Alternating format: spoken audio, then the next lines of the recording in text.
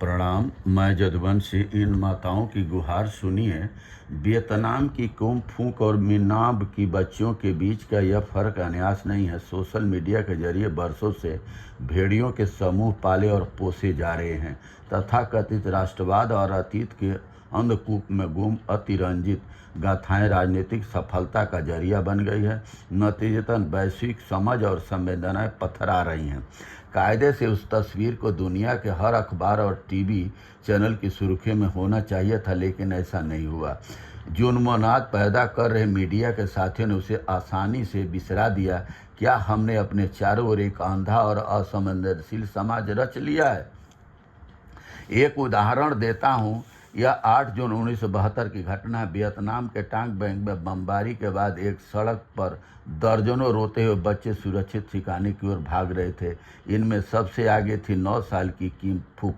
उसके शरीर पर कपड़े का एक टुकड़ा तक नहीं था। यह तस्वीर जब अखबारों के पहले पन्ने पर छपी तो समूची दुनिया दहल उठी। अमेरिका में तत्कालीन राष्ट्रपति रिचर्ड निक्सन के खिलाफ जनसैलाब उमड़ पड़ा था। उन्हें मजबूरी में जंग रोकने का हुक्मनामा जारी करना पड़ा। पश्चिमी मीडिया भले ही इस पर कुंडली मारकर बैठ जाए, लेकिन लिजिस्ते की तरह मिनाब का यह स्मारक भी इंसानियत को अपने आने वाली सदियों तक दहलाता रहेगा। हम पर थोपी गई यह रतौंधी इतिहास को अंधा करने को कुवत नहीं रखती है।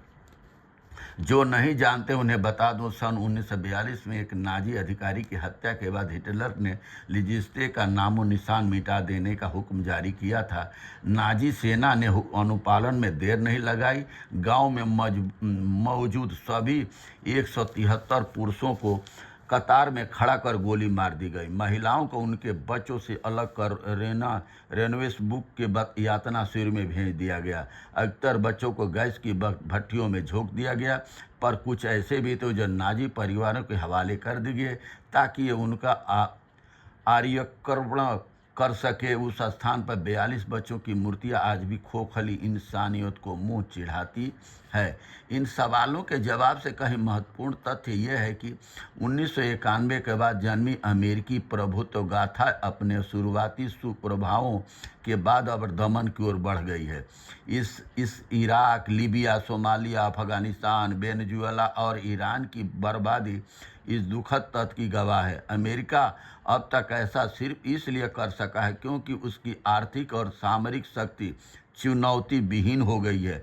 आइए इस तथ्य को आंकड़ों के जरिए समझते हैं। वियतनाम युद्ध 1973 में खत्म हुआ था।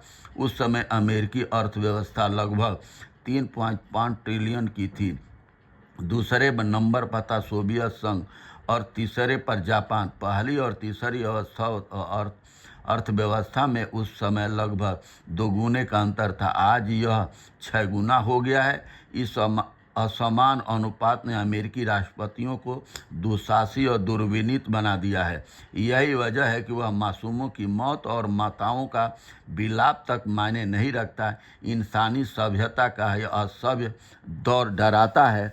ये उन्माद सामंतवादी सोच है और यही अमेरिका में है और यही भारत के अंदर भी सामंतवादी सोच की है कि पिछड़े दलित आदिवासियों की नौकरियों पर कुंडली मार करके 4 क्लास 3 क्लास की नौकरियों को कंपनियों के हवाले किया जा रहा है और गरीबी अमीरी की खाई दिन रात बढ़ती चली जा रही है और सरकार के आंखें पर पट्टी बंधी हुई है। बहुत बहुत धन्यवाद। नमस्कार, प्रणाम।